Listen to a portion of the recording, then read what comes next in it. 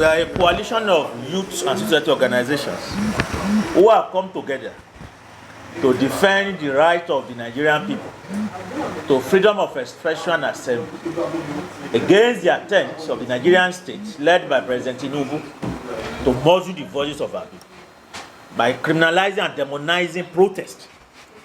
This is not the first time we have been protesting in this country. But then you have people come to power just a year ago. People themselves freely exercise the same right just a few years ago. And then they are lecturing and moralizing and telling Nigerians that they can only talk, but they cannot go to the street to express their displeasure. And they are saying that any attempt to protest is equal to violence, is equal to arson, is equal to destruction. And they are trying to divide the country using ethnicity, using religion. These are things that have happened over the past few weeks in this country. It is unprecedented. And in the midst of all of this, the voices of some of our people has become completely dead and silent. Truth has become so difficult for people today. So that even people who used to defend the right to protest just a few years ago have joined this bandwagon.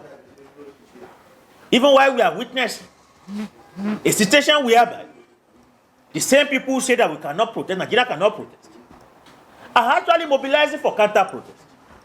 Just yesterday, pro-state protest held at the Eagle Square in Abuja, as well as in some part of Lagos yesterday, mobilized with 2 cups of rice and a few naira notes. So you have in this country a situation whereby we are beginning to encourage a civilian dictatorship where only protests that are in favor of the government will be allowed. And those who want to organize peaceful protests to ask for their rights will be demonized even before they go into the street. Look at how they have raised tension across the country. It looks as if we are preparing for a war.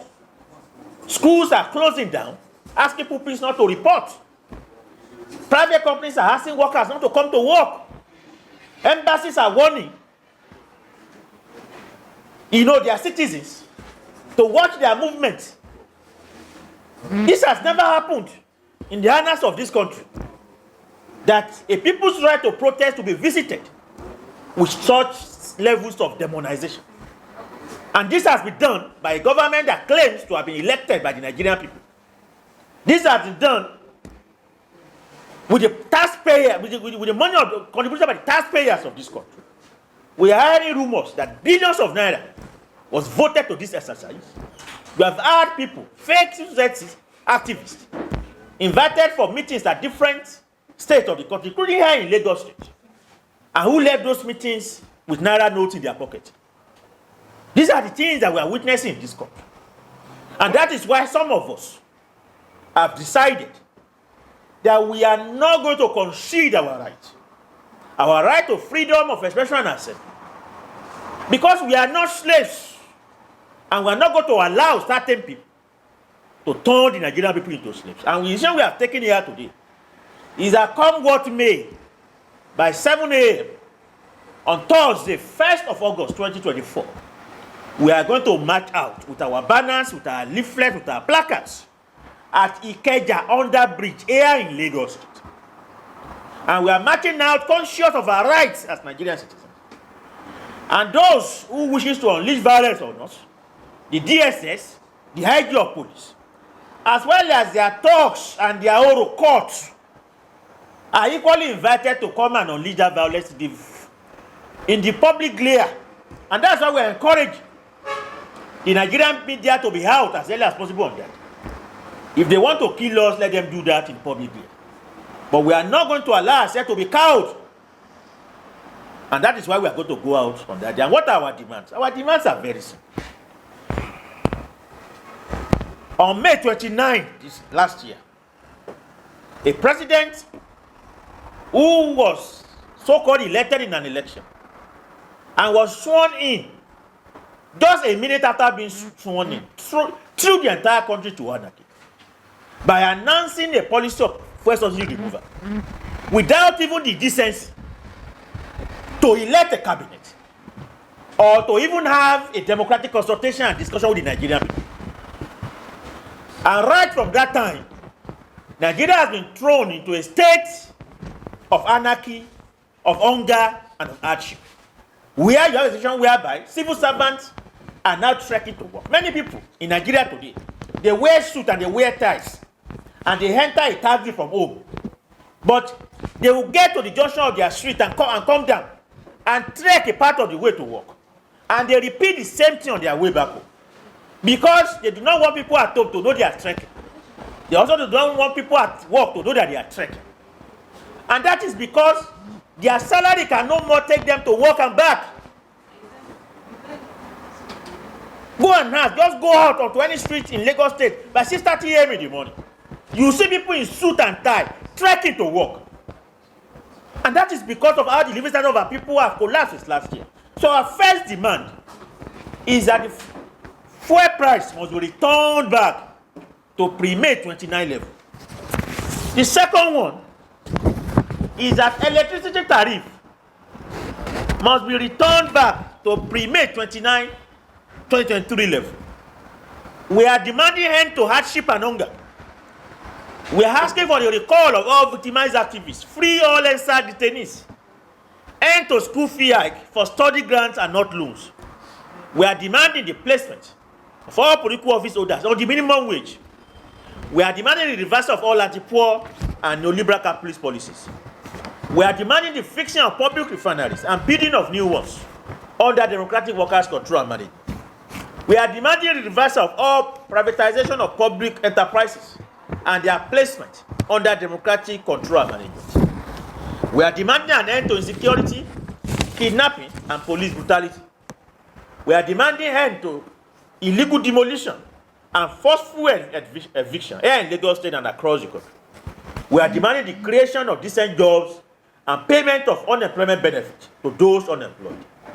We are demanding prosecution of all corrupt politicians and return of all stolen wealth.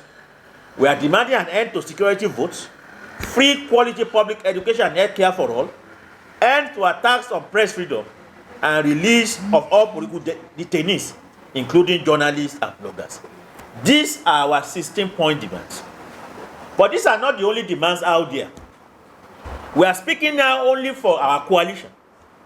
There are different other coalitions and bodies of Nigerian people who are mobilizing for this protest. We are hoping by the time the protest starts on Thursday, more demands will be aggregated to be presented to the government. And we are hoping that the government will listen. But if it does not listen, then obviously Nigerian people will have to take their destiny to our own hands. I think the individual, because I would not like to mention his name, because we are going to a point in this country where we are still going to open an hall of shame for individuals who have sold their conscience to the devil. And because of the crumbs they are eating from the table, have decided to be spewing nonsense, into the public space. I think that what he has said only demonstrates the fact that this government, is not prepared to engage with the Nigerian people and the Nigerian youth in a way, that can even make anybody to consider that perhaps maybe this protest is unnecessary. Because the comment he has been making, as well as others within the government, actually further, helps to show why this protest has become necessary.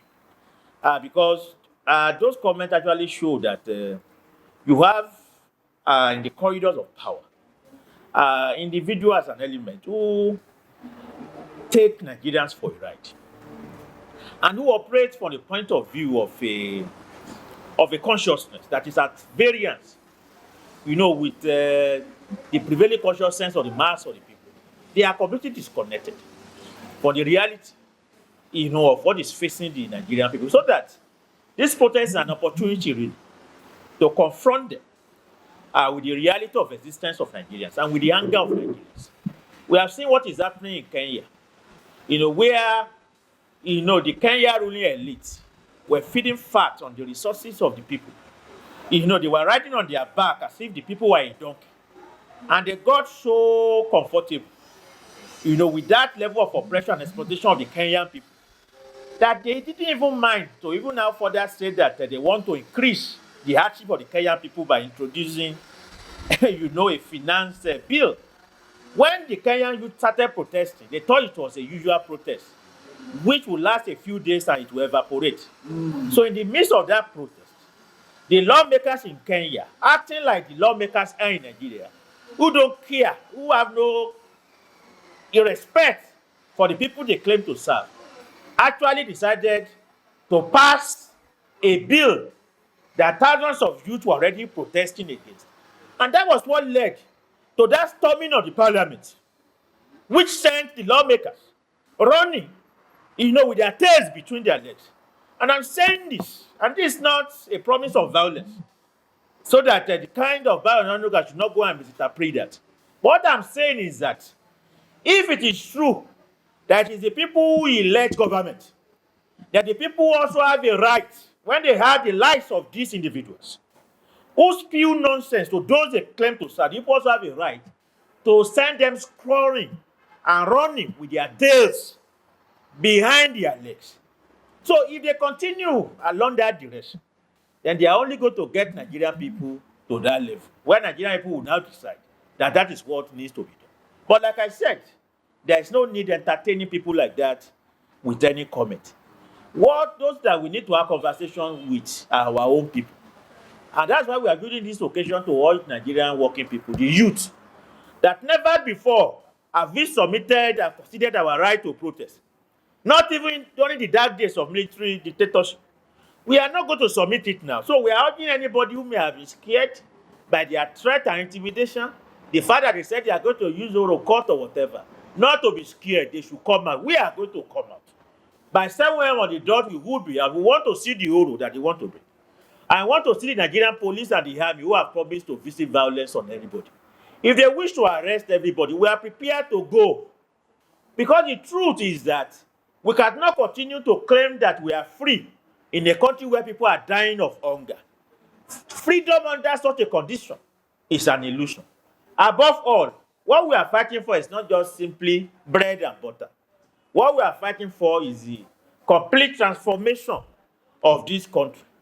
For 24 years of a civil rule, Nigerians have gotten nothing. The poor continue to wallow in stupendous poverty, while the rich continue to swim in an ocean of wealth. We need to put an end to such inequality, and that is only possible on the basis of socialist revolution, to re-establish Nigeria on the basis of equity and transparency, to ensure that the resources and the wealth of this country is put under democratic control and management, so that I can go to meeting the needs of all, instead of enriching the few as we have now.